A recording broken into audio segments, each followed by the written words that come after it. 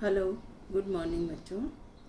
कल हमने सुभान दादा पाठ का कुछ भाग पढ़ा था और आज हम पेज नंबर 44 से पढ़ेंगे। नानी ने कहा, सवेरे नहा खा लो, आज तुम्हें हुसैन बाबा के पेका में जाना होगा। पेका मीन से ताजियों का जुलूस। सुभान खां आते ही होंगे। बहुत सारे देवताओं की मनौती के बाद माँ ने मुझे प्राप्त किया था। उनमें एक हुसैन साहब भी थे। 9 साल की उम्र तक, जब तक जनेऊ नहीं हो गया था, मुहर्रम के दिन मुसलमान बच्चों की तरह मैं भी ताजिए के चारों ओर रंगीन छड़ी लेकर कूदा हूँ और गले में गंडे पहने हैं। मुहर्रम उन दिनों मेरे लिए कितनी खुशी का दिन था। नए कपड़े पहन उछलता कूदता, नए नए चेहरे और तरह तरह के खेल देखता। धूम धड़ाके में किस तरह दिन गुजर जाते। इस मुहर्रम के पीछे जो रोमांचकारी हृदय को पिघला देने वाली करुण रस से भरी दर्दनाक घटना छिपी है, उन दिनों उसकी खबर भी कहाँ थी। यानी जो मुहर्रम क्यों मनाते हैं, ये इसके पीछे कुछ दर्दनाक घटना थी जो हमें पता है कि मोहम्मद साहिब के बारे में जो भी थी। तो वो लेखक कहते हैं कि उसमें तब मुझे कुछ भी पता नहीं था, लेकिन मेरे लिए वो खुशी का दिन होता था। खैर, मैं नहा धोकर पहन ओढ़कर इंतज़ार कर रहा था कि सुभान दादा पहुंच गए। मुझे कंधे पर ले लिया और अपने गांव ले गए। उनका घर क्या था, बच्चों का अखाड़ा बना हुआ था। पोते पोतियों नाती नातियों की भरमार थी। उनके घर में मेरी उम्र के बहुत ही बच्चे थे, रंगीन कपड़ों से सजे धजे, मानो मेरे ही इंतज़ार में। जब मैं पहुंचा तो सुभान दादा की बूढ़ी बीवी ने मेरे गले में एक बद्दी डाल दी। बद्दी होती है डोरा टाइप जो भी होता है।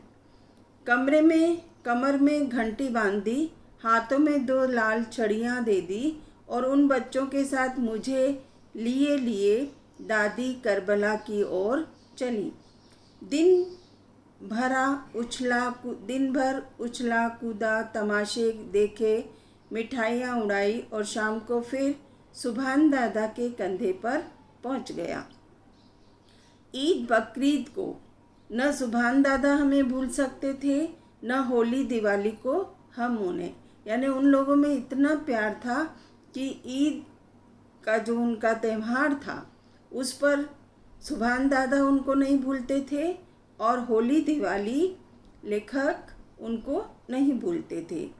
होली के दिन नानी अपने हाथों से पुए, खीर और मिठाई परोसकर सुभान दादा को खिलाती थी और तब मैं ही अपने हाथों से अबीर लेकर उनकी दाढ़ी पर मलता था। एक बार जब उनकी दाढ़ी रंगीन बन गई थी, मैंने कहा, सुभान दादा, रसूल की दाढ़ी भी तो ऐसी ही रंगीन रही होगी। उस पर अल्लाह ने ही रंग दे रखा था बबुआ। अल्लाह की उन पर खास मेहरबानी थी। उनका सा नसीब हम मामूली इंसानों का कहाँ। ऐसा कहकर झट आंखें मूंदकर बुदबुदाने लगे, जैसे वे ध्यान में उन्हें देख रहे हों। मैं कुछ बड़ा हो गया था, लेकिन उन्हें छुआरे की बात भूली नहीं थी। जब छुट्टी से शहर के स्कूल में लौट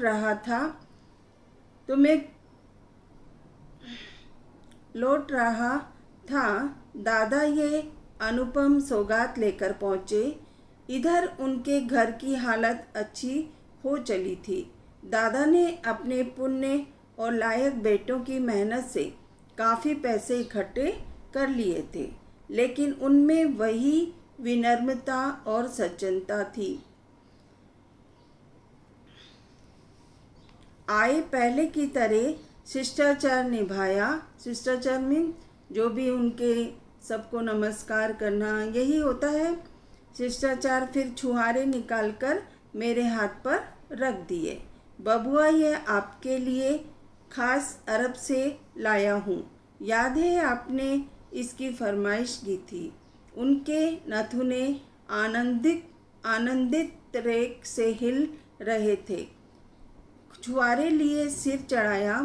ख्वाहिश आज से फिर बच्चा हो पाता और उनके कंधे पर लिपटकर उनकी सफ़ेद दाढ़ी में जो सचमुच नूरानी हो चली थी, उंगलियां घुमाकर उन्हें दादा कहकर पुकार उठता। यानी लेखक को अपना बचपन याद आ गया कि मैं उसी तरह से छोटा होता और उनकी दाढ़ी में अपने हाथों को घुमाता। लेकिन न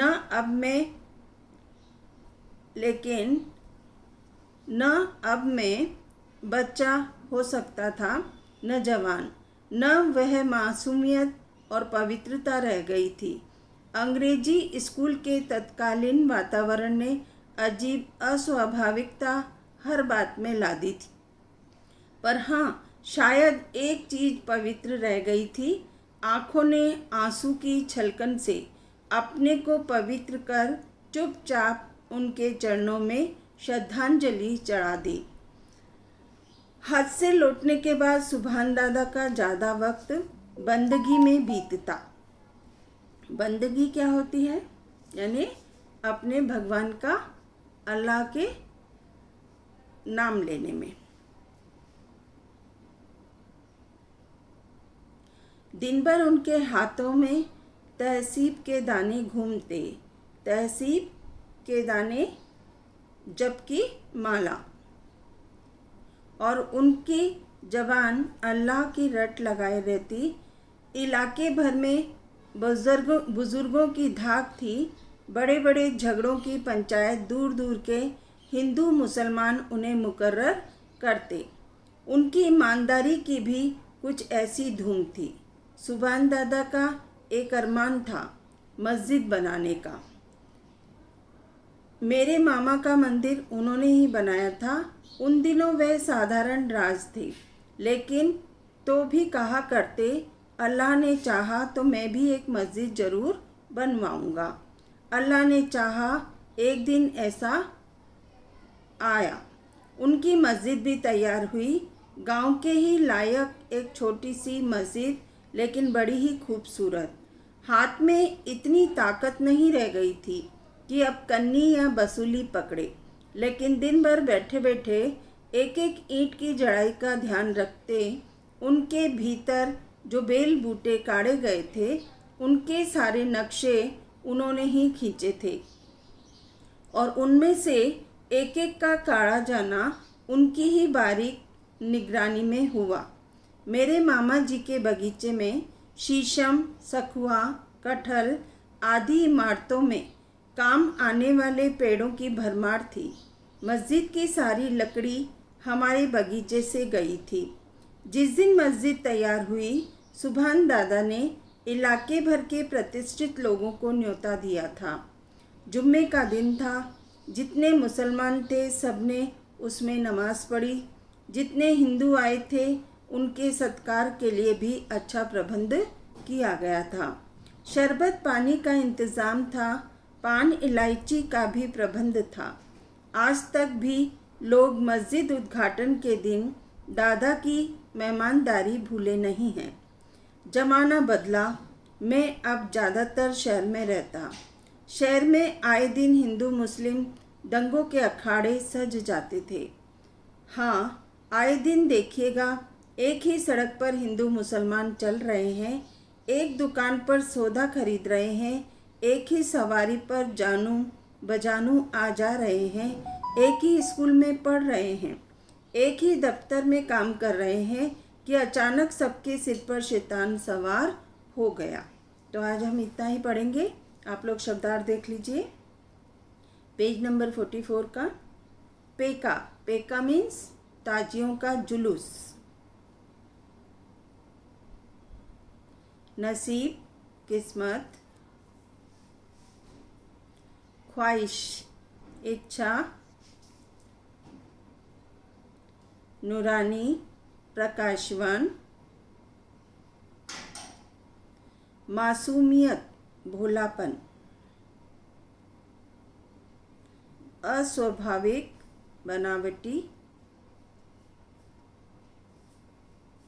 श्रद्धांजलि श्रद्धा प्रकट करना अर्थात दखल देना, हज मक्का नामक तीर्थ की यात्रा,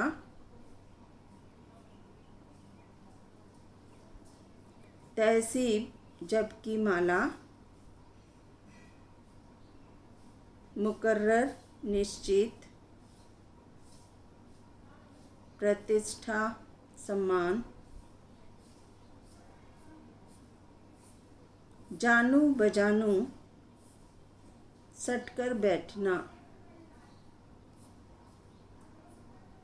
शैतान सवार होना, दिमाग खराब होना। ठीक है, आज हम इतना ही पढ़ेंगे।